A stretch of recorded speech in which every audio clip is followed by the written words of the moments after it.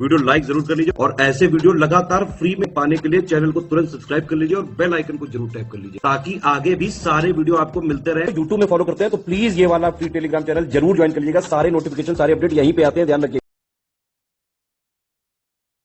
जय Hind everyone, welcome you all to study for civil services. मैंने कल एक पंचायत से जुड़ी हुई ट्रिक जो है वो अपलोड करी थी, क्योंकि बहुत से स्टूडेंट्स की ये पर्सनल रिक्वेस्ट भी आ रही थी, पर्सनल मैसेजेस भी आ रहे थे और वैसे भी रिक्वेस्ट आ रही थी कि मैम हमें जो है कुछ ट्रिक्स के ऊपर बताएं। तो मैंने अभी जस्ट एक ही ट्रिक जो है उसके ऊपर एक शॉर्ट्स अपलोड करी है। वो शॉर्ट्स जो है आप सभी लोग जरूर देखना और कमेंट भी करना है। आप पहली बार मैंने इस तरीके से शॉर्ट्स अपलोड करी और आप सब लोग को जरा कमेंट करेंगे तो जो बनाने वाला होता है उसको बढ़िया लगता है। तो आपको और भी ज्यादा शॉर्ट्स जो है फ्यूचर में मिलने वाली है। मुझे टॉपिक आप बताइए, किस टॉपिक से जुड़ी हुई आपको क्या शॉर्ट चाहिए, तो आपको उससे जुड़ा हुआ शॉर्ट्स के ऊपर जरूर एक वीडियो अवेलेबल करवाई जाए। बाकी सितंबर मंथ के देखेंगे भाई हम लोग सभी आर्टिकल्स को। सितंबर मंथ जो है उसमें आप देखेंगे, अगर आपको पीडीएफ चाहिए तो देख लीजिए, हमारे नंबर्स हैं ये वाले, इन नंबर्स पे आप कॉल करके कभी भी पीडीएफ जो है उसको कलेक्ट कर सकते हैं। ये है हमारे नंबर्स। बाकी ये रहा टेलीग्राम चैनल, ज्वाइन करना बहुत जरूरी है। टेलीग्राम चैनल पे बहुत ज्यादा जो है इंफॉर्मेशन अपलोड जो है वो मेरी तरफ से की जाती है। तो आप सभी लोग अगर यहाँ पर ज्वाइन करोगे तो आपको उससे जो है और ज्यादा चीजों के बारे में जानकारी मिलती रहेगी। तो आप ज्वाइन कर लोगे तो बहुत अच्छी बात है। ठीक है, चलो बढ़ते हैं भाई हमारे आज के टॉपिक्स के ऊपर। वो है सबसे पहला कि एंटी रैगिंग लॉज। भारत के अंदर रैगिंग से जुड़े हुए क्या लॉज बने हुए हैं उसको डिटेल में समझना। अब्राहम एकॉर्ड्स, डीलिमिटेशन, परिसीमन आयोग पे अभी बहुत ज्यादा डिबेट्स और बहुत सारी बातें चल रही हैं तो उसको देखेंगे। फिर 104 नंबर का अमेंडमेंट एक्ट देखेंगे। निपाह वायरस के लिए जो एक टेस्ट किया गया, टेस्ट का नाम है ट्रूनेल टेस्ट। और फिर आउटर स्पेस गवर्नेंस। देखो सबसे पहला हमारा आर्टिकल जो है वो है एंटी ड्रैगिंग लॉज। देखो यार, अभी हुआ कुछ ऐसा है कि एक जो है शिकायत आई थी, जो जादवपुर विश्वविद्यालय है वहां पर 17 एक उम्र का बच्चा है, उसकी मृत्यु हो जाती है 10 अगस्त 2023 को, जो कि वो सीनियर्स ने उसको जो है रैगिंग किया था और दूसरी मंजिल से वो जो है वो पर्सन गिर जाता है और उसकी इस चीज की वजह से मृत्यु हो जाती है। तो ये एक इम्पोर्टेंट न्यूज थी जिससे जुड़ा हुआ जो पीछे का इसका टॉपिक है वो हमारा हाईलाइट हो जाता है। ठीक है, अब पहले तो मैं आपको ये बता दूं कि ये जो यूनिवर्सिटी आप देख रहे हैं जादवपुर, ये है कहाँ पे जादवपुर यूनिवर्सिटी? ये जादवपुर यूनिवर्सिटी जो है वो कलकत्ता में, जो कि वेस्ट बंगाल में है, वहां से बिलोंग करती है। ठीक है, वहां पर अब मेन गेट्स पे उन्होंने सीसीटीवी वगैरह लगाने शुरू कर दिए हैं। पहले थे नहीं, अब लगा दिए उन्होंने यहाँ पर। और एक तरीके से मीटिंग्स बैठानी शुरू कर दी है वहां पर।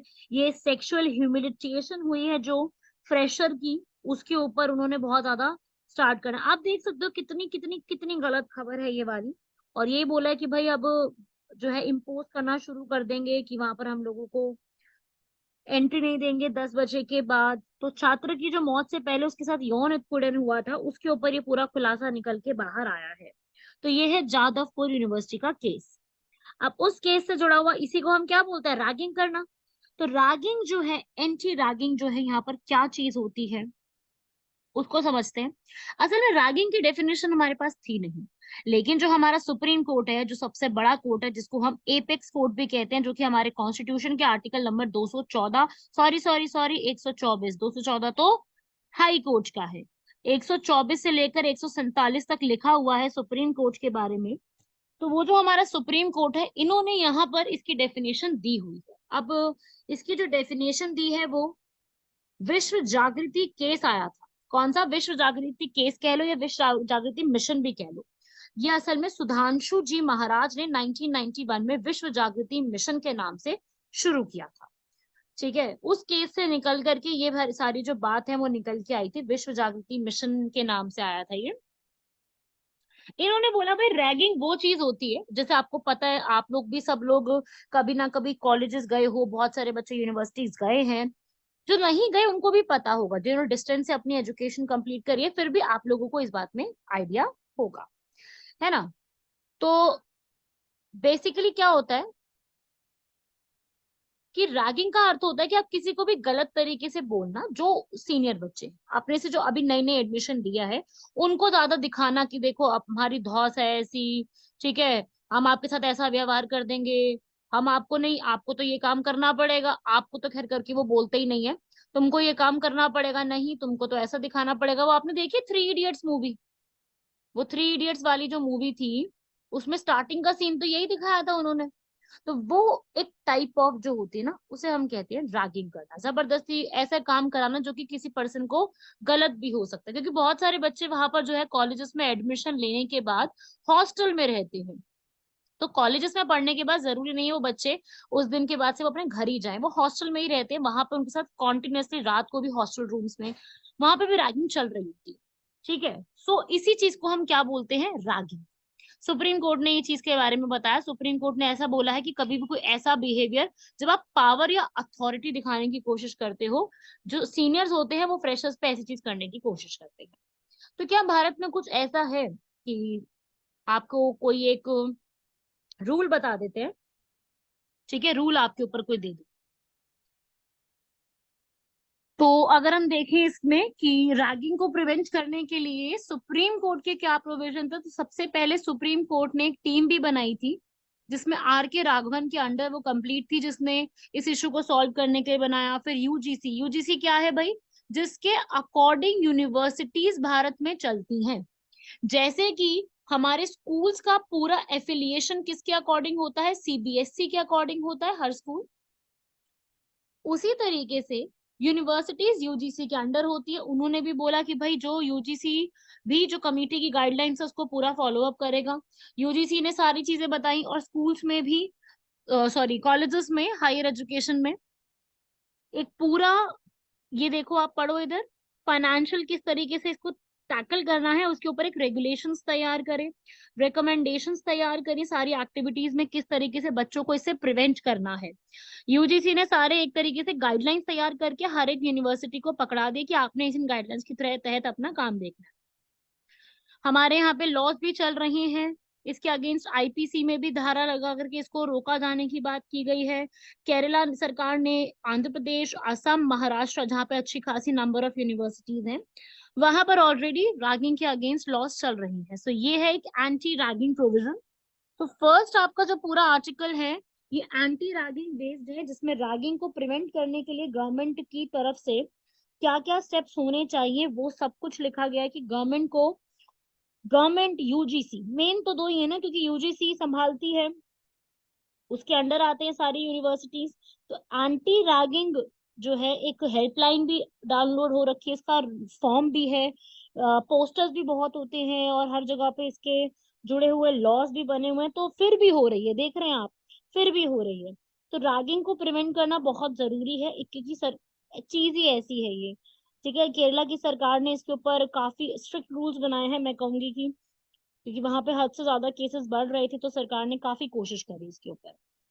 अगले आते हैं अब्राहम एकॉर्ड्स। अब ये काफी सालों से न्यूज में चल रहे हैं और आज भी न्यूज में है। देखो भाई, मैं आपको बता देती हूँ कि अब्राहम एकॉर्ड्स, पहले मैं बता दूं ये है क्या अब्राहम एकॉर्ड्स। अब्राहम एकॉर्ड्स जो है ये एक अग्रीमेंट है दो कंट्रीज के बीच में, अरब और इजराइल।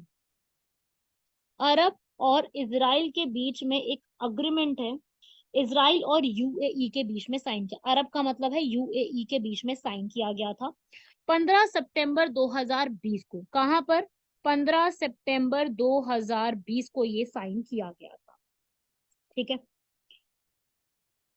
साइनिंग अग्रीमेंट पूरा किया जाता है, और ये साइनिंग अग्रीमेंट जो है ये होस्ट कौन करते हैं, ये जो ट्रम्प है, ट्रम्प थे मतलब जो यूएस के 45th नंबर के प्रेसिडेंट थे, उन्होंने इसको पूरा किया था व्हाइट हाउस में।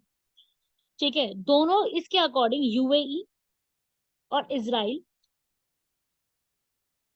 यूएई और बहरीन, दूसरी कंट्री बहरीन भी है, यूएई और बहरीन, वो यहाँ पर इजराइल को एक अलग कंट्री ट्रीट करेगी और उसको डिप्लोमेटिक रिलेशंस बनाने के लिए पावर यहाँ पे देगी। तो इसको साइन करा था यहाँ पर अब्राहम एकॉर्ड्स ने, ये भी बोला था कि जितने भी मुस्लिम्स हैं, मुसलमानों को इजराइल के प्राचीन स्मारकों का दौरा करना, वहां पे जा भी सकते हैं, और इस्लाम के तीसरे सबसे प्रवेश जो स्थल है वहां का, जेरूसलम, येरूशलेम भी कहते हैं, अल अक्सा मंदिर, यहाँ पे मोदी जी भी गए थे, ये यहाँ पे जाने की परमिशन भी दे दी जाएगी। तो ये था अब्राहम एकॉर्ड्स। ठीक है, समझ में आ गए। अब इसको 3 साल हो गए साइन किए हुए, सितंबर में ही हुआ था, इसको 3 साल से ज्यादा हो चुके हैं साइन किए हुए। और उसके बाद फिर मोरक्को ने भी साइन किया था। ठीक है, यूएस इसमें मीडिएटर, मध्यस्थता के रूप में काम करते हुए साइन किया था। समझ में आया अब्राहम एकॉर्ड्स। यूएई और बहरीन किसके बारे में अग्री कर रहे हैं? इजराइल के बारे में अग्री कर रहे हैं। इसको अभी तक कौन कौन साइन कर चुका है? यूएई, बहरीन, इजराइल, मोरक्को, और साथ में सूडान ने भी इसको साइन किया हुआ है। समझ गए? किया कहाँ पे था? यूएस बीच में आया था और नॉर्मलाइज किया था। नॉर्मलाइजेशन ट्रीटी के रूप में इसको जाना जाता है। फिर इजराइल और सूडान ने करके इस तरीके से पूरा यहाँ पर संभाल लिया। तो ये था अब्राहम एकॉर्ड्स के नाम से, जिसको अब 3 साल से ज्यादा कंप्लीट हो चुके हैं। तो ये इसकी सिग्निफिकेंस है। ठीक है, पढ़ सकते हो अब यहाँ पर। इसमें अरब कंट्रीज जो है वो फलस्तीन के इशू से अलग होती जा रही थी, तो अब यहाँ पर इजराइल, यूएई, बहरीन, इन सबको आपस में जो है वो एक डिप्लोमेटिक रिलेशन बढ़ाने का फायदा दे दिया गया है। ठीक है, इससे इंडिया को क्या फायदा मिलेगा? देखो, अब यूएई और इजराइल के बीच में डायरेक्ट फ्लाइट्स जो है हमें इजी हो जाएंगी। इजराइल बहरीन के बीच में, ताकि हम लोग इंडिया से वहां पे जाना है तो अपने को फ्लाइट्स का रास्ता चेंज कर करके नहीं जाना पड़ेगा, बहुत इजीली फ्लाइट्स अवेलेबल हो जाएंगी। साथ ही साथ कोऑपरेशन बढ़ेगा। अगर हमारा यूएई के साथ रिलेशन अच्छे हैं तो उसके साथ में इजराइल और बहरीन है, हम उन पे भी ध्यान दे सकते हैं। अब यूएई के रिलेशन अगर खराब होते हैं इजराइल बहरीन से, तो हम भी नहीं बढ़ा सकते, क्योंकि यूएई से हमारे रिलेशन अच्छे हैं। ठीक है, तो हमें दोस्त के दुश्मन के साथ दुश्मनी नहीं करनी थी, हमें दोस्त के दुश्मन दुश्मन के साथ जो है वो प्रॉब्लम, अब दोस्त और दुश्मन ही आपस में दोस्त हो चुके हैं। ठीक है, तो ये सब चीजों के ऊपर था जिसके बीच में इनका कोलैबोरेशन बढ़ा, तो इंडिया को भी इसके ऊपर जो है वो काफी ज्यादा इम्पैक्ट पड़ा और काफी ज्यादा फायदा देखने को मिला है। चलिए अगले आर्टिकल पे बढ़ते हैं, वो है डीलिमिटेशन। आप सभी लोग जानते हैं, काफी ज्यादा न्यूज में चल रहा है डीलिमिटेशन। पार्लियामेंट और असेंबली के बीच में जो कि हमारी पॉपुलेशन बढ़ती जा रही है, तो अब हम लोगों को यहाँ पर जो है पूरा का पूरा डीलिमिटेशन जो है, मेन वुमेन जो है शिफ्ट हो रहा है, साउथ से नॉर्थ लोग शिफ्ट हो रहे हैं, उसके ऊपर डिलिमिटेशन कमीशन बिठाई जाएगी। डिलिमिटेशन जो है वो पार्लियामेंट यहाँ पे बिठाती है। साफ साफ हमारे आर्टिकल नंबर 82 में दिया गया कि पार्लियामेंट के पास पावर है कि हर एक सेंसस के बाद वो डिलिमिटेशन बिठा सकते हैं, लेकिन वो बात अलग है कि 2001 के बाद ये डिसाइड कर दिया गया कि 2026 तक कोई डिलिमिटेशन नहीं बिठाई जाएगी। ठीक है, अब 2026 जब जो 2024 के इलेक्शन आएंगे उसमें ये चीज हो जाएगी। अभी बात मेन क्या आ रही है कि अभी के बेस पे क्या डिस्ट्रीब्यूशन कर रखा है? अभी के बेस पे हम लोगों ने पॉपुलेशन वाइज डिस्ट्रीब्यूशन कर रखी है। ठीक है, और सीट बढ़ेंगी, कुछ नॉर्थ में बढ़ेंगी और कुछ साउथ में बढ़ेंगी। 2026 तक ये चीज यहाँ पे की जाएगी, पार्लियामेंट यहाँ पे देखती है। ठीक है, तो अब मेन प्रॉब्लम क्या है? अब एक मैं आपको छोटी सी बात समझा रही हूँ, सभी लोग जरा स्क्रीन पे अपने एयरफोन्स लगा के बड़ा ध्यान से एक छोटी सी पॉइंट को समझना। ठीक है, अब देखो क्या है कि हमें भी पता है कि ज्यादा पॉपुलेशन होगी तो सीट ज्यादा मिलती है, मतलब जिस स्टेट की पॉपुलेशन बढ़ रही है उसका नंबर ऑफ सीट्स बढ़ जाएगा। ऐसा ही है ना? ऐसा ही होगा ना डिलिमिटेशन के बाद। इसका मतलब जो स्टेट कम मेहनत कर रही है फैमिली प्लानिंग में, पॉपुलेशन को कंट्रोल करने में, उसकी सीट बढ़ रही है। और जो स्टेट यहाँ पे कंट्रोल करने में लगी, जैसे कि साउथ की स्टेट्स हो गई, वो कंट्रोल कर रही है, उनकी सीट रिड्यूस हो जाएगी। तो ये तो नाइंसाफी हो गई ना, जो स्टेट एक्चुअली में मेहनत कर रही है रिड्यूस करने के लिए। ये सबसे बड़ी प्रॉब्लम है डिलिमिटेशन में, इसलिए इस चीज को स्टॉप कर दिया गया था अभी कुछ टाइम तक, इसीलिए स्टॉप किया गया था। ठीक है, बात समझे पूरा आर्टिकल का? तो वही चीज है यहाँ पर मेन, कि अभी जो हमारी डिलिमिटेशन है इसके ऊपर ये मेन प्रॉब्लम चल रही है कि किस तरीके से इसको टैकल किया जाए। समझे भाई? चलिए बढ़ते हैं आगे आर्टिकल की तरफ। 104 नंबर का अमेंडमेंट एक्ट, जो कि रिजर्वेशन के ऊपर बात करता था। अभी डीवाई चंद्रचूड़ की एक 5 जज की बैठक यहाँ पे बैठी है। जो पूरा 104 नंबर का एंग्लो इंडियंस था, जो कि कॉन्स्टिट्यूशन में हमेशा से लिखा था कि एंग्लो इंडियंस की सीट को हटा दिया जाएगा। जो दो एंग्लो इंडियन सीट्स हैं लोकसभा में उनको हटा देंगे, तो वो हटा दिया गया। अब इसके ऊपर चेक करने के लिए कि ये रिजर्वेशन और ये सारी चीजें कहाँ तक वैलिड है, उसी के ऊपर एक कमेटी बिठाई गई। 104 अमेंडमेंट एक्ट पहले समझ लो, ये लिखा ही हुआ है सामने। एंग्लो इंडियन जो होंगे वो लोकसभा में रिप्रेजेंट करते हैं और लेजिस्लेटिव असेंबली में। दो होते हैं लोकसभा में कंपलसरी, पहले 545 सीट थी, अब दो माइनस हो चुके हैं, तो अब 543 सीट्स है एट प्रेजेंट लोकसभा की। और लेजिस्लेटिव असेंबली में एक एंग्लो इंडियन हुआ करता था। तो इसने ये रिवाइज करा पूरा, इसी के ऊपर जो है कभी अभी कमेटी चेयर की गई है हमारे सीजीआई के द्वारा, तो उसी के से जुड़ा हुआ आपका ये पूरा आर्टिकल है। अगला आर्टिकल देखेंगे, Truenat test to examine Nipah virus. अभी क्योंकि मैंने आपको बताया था कि निपा वायरस के केसेस केरल में बहुत बढ़ते जा रहे हैं। केरल की एक जगह है कोझिकोडे, वहां पे काफी इंक्रीज हो रहे हैं। तो जब ये चीजें इंक्रीज होती जा रही है वहां पर, उसी को कंट्रोल करने के लिए आईसीएमआर ने एक टेस्ट यहाँ पे बनाया है फाइनली, जिसका नाम है ट्रूनेट टेस्ट। ट्रूनेट टेस्ट, जिन भी हॉस्पिटल्स के पास बीएसएल लेवल 2 की लैब्स होंगी, वहां पर ये ट्रूनेट टेस्ट जो है वो कंडक्ट किया जा सकता है। और बीएसएल 2 जो है, बायो सेफ्टी लेवल कहते हैं इसको। बीएसएल का मतलब होता है बायो सेफ्टी लेवल।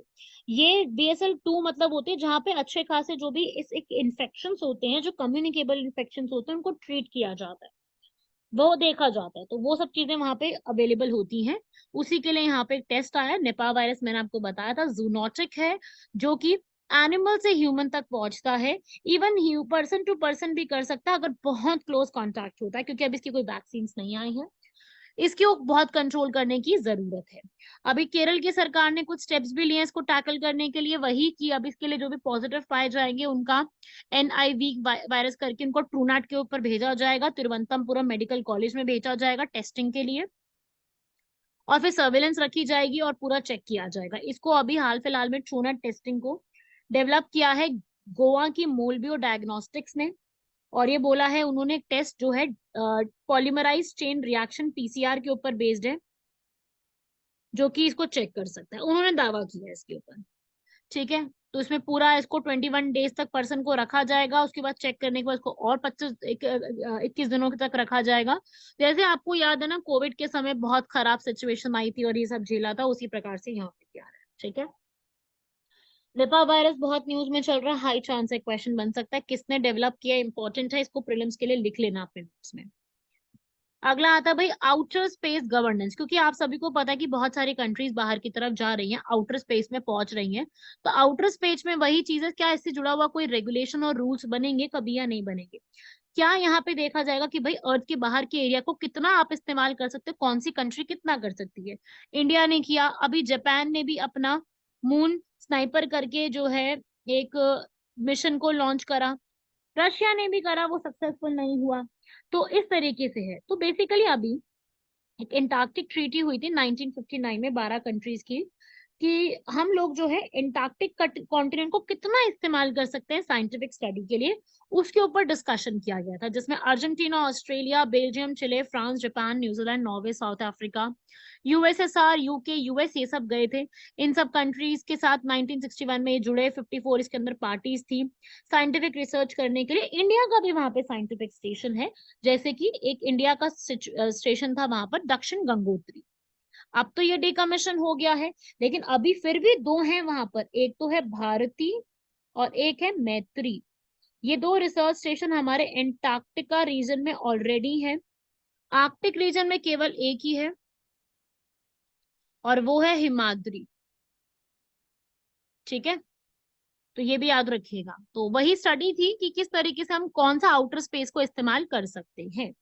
तो हम एक तरीके से एक रूल रेगुलेशन होंगे, तो हर कंट्री को अपने लिमिट्स के बारे में पता होगा, उनको ये पता होगा कि अपना वेस्ट कहाँ डंप करना है, मिलिट्री बेसिस कहाँ बनाने, न्यूक्लियर टेस्ट कहाँ कंडक्ट करने हैं, और पीसफुल पर्पस के लिए करना है। ऐसा नहीं कि कुछ भी वहां पर जो है न्यूक्लियर डिजास्टर्स करने की कोशिश करें कुछ कंट्री, तो वो सब अलाउ नहीं किया जाएगा। तो अभी यूएन ने इसके ऊपर बात करते हुए बोला है कि हम लोग इस पे नई ट्रीटी बनाएंगे, नए लॉज बनाएंगे, स्पेस की सिचुएशन को देखते हुए। वहां पे कितना डेब्रिस है, डेब्रिस समझते हो, कूड़ा करकट, जो सैटेलाइट के बच्चे कुछ ये चीजें होती है वो भी तो वहीं पर ही रिवॉल्व करती है ना। तो वो कैसे रेगुलेशन होंगे, उसके रिसोर्सेज को कौन इस्तेमाल करेगा, कौन कैसे काम सारी चीजों को करेगा, तो वो सब एक ट्रीटी साइन की जाएंगी। बाकी हमारा इसरो बहुत सारी चीजों के लिए न्यूज में था, चंद्रयान 3, शुक्रयान, निसार सैटेलाइट, यूपीपीसीएस ने पूछा भी था इसको, तो काफी सारी चीजों के लिए न्यूज में रहा था। यूएन ने अपनी ट्रीटीज भी साइन करी है, यूएन की आउटर स्पेस ट्रीटी 1967 की, अग्रीमेंट 1968 का। ये देख रहे हैं आप कितने सारे अग्रीमेंट है, मून का अग्रीमेंट है, ये सब चीजें हैं जो कि इंडिया ने सबका साइन किया हुआ है। ठीक है, मून वाले का साइन ना छोड़ के। ठीक है, साइन तो सब पे किए हुए हैं, माना सबको हुआ है, लेकिन सिग्नेचर अभी फिफ्थ वाले पे करने पे अभी रहते हैं। तो इस तरीके से आपको ये इन्फॉर्मेशन एक इम्पॉर्टेंट है, इसको भी दिमाग में रखनी है। ठीक है, और बाकी जो मैंने आपके लिए वीडियो बनाई है पंचायत की ट्रिक के ऊपर, जरा उसको भी सब लोग देखो और मुझे बताओ कैसी लग रही है, कमेंट बॉक्स में वहां पे जाके कमेंट करो वीडियो पर। ठीक है, ताकि और इस तरीके की ट्रिक्स मैं आपके सामने रोज रोज अवेलेबल करवाती रहूं। बाकी आज के क्वेश्चन देख लो भाई।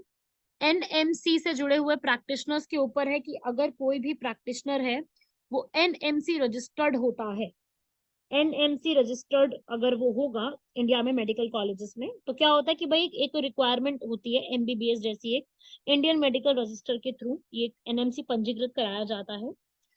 ठीक है, तो उस तरीके से क्या होता है इसका, हमसे पूछ रहा है कि गलत कौन सी है, तो उसके तहत जेनेरिक मेडिसिन देते हैं, ये गलत लिखा हुआ है। इमरजेंसीज में अपना रेफ्यूज नहीं कर सकते लोगों को ट्रीटमेंट देना, और कॉन्टिन्यूअस लर्निंग अपनी करनी पड़ेगी जब तक वो अपनी प्रैक्टिस में लगे हुए हैं। ठीक है, तो डॉक्टर्स को यहाँ पर जेनेरिक मेडिकेशंस देनी होंगी, और अपनी इंफॉर्मेशन जो है वो शेयर करते हैं। आपको पता है डेटा जो है वो इंस्टाग्राम और बाकी सब सोशल मीडिया हैंडल्स पे कितना ज्यादा शेयर किया जाता है। तो बेसिक बात यही है कि सब लोग जो है यहाँ पर जो भी डॉक्टर्स होते हैं वो अपना, ऐसा बात नहीं है कि वो शेयर नहीं कर सकते, अपना जितना भी उनका डेटा है, जितनी भी उनकी बातें हैं, जितनी भी सारी चीजें हैं, they can share on the platform also. सारे के सारे प्लेटफॉर्म से वो बहुत आराम से शेयर सारी चीजों को कर सकते हैं।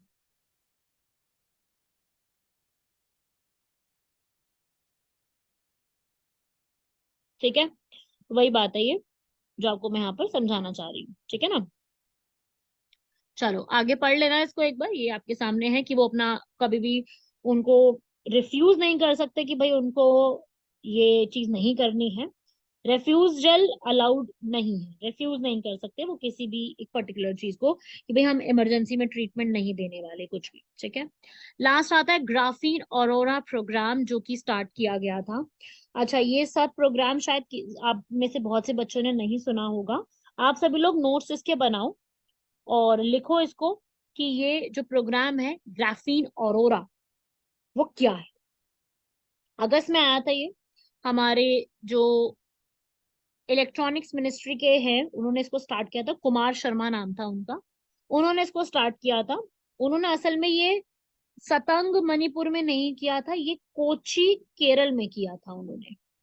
ठीक है, फंक्शन में इसके अंदर केरला की यूनिवर्सिटी के साथ मिल करके जो हमारी इलेक्ट्रॉनिक्स मिनिस्ट्री है वो करीब करीब यहाँ पर 94.85 करोड़ का बजट लेते हुए जो है यहाँ पर टेक्नोलॉजी को डेवलप करेगी, इंडिया इनोवेशन सेंटर्स को डेवलप करेगी, और ग्राफीन इंजीनियरिंग इनोवेशन सेंटर्स को यहाँ पर स्टार्ट किया जाएगा। ठीक है, तो ये सब आपको दिमाग में रखना है। तो ये वाली स्टेटमेंट्स में आपका आंसर सी है, थर्ड स्टेटमेंट करेक्ट है। फर्स्ट और सेकंड में मणिपुर की जगह केरल आएगा, बाकी स्टेटमेंट थर्ड वाली ठीक लिखी हुई है। यहाँ पे भी आप रीड कर सकते हो, कोई दिक्कत नहीं है, आप इस पूरे को पढ़ो, जो आपको समझाया है वो आपको दिमाग में रखना है। ठीक है, समझ गए बात को सभी लोग, कोई दिक्कत तो नहीं आएगी इसमें, बात तो समझ में आई गई होगी ना।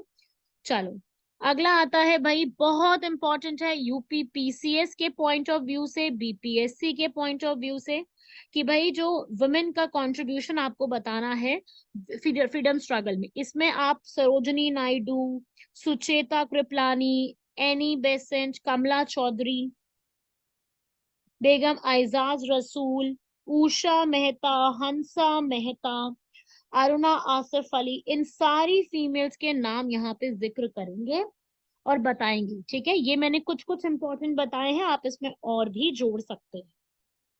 मैंने कुछ इंपॉर्टेंट यहाँ पे नाम आपको लिख दिए।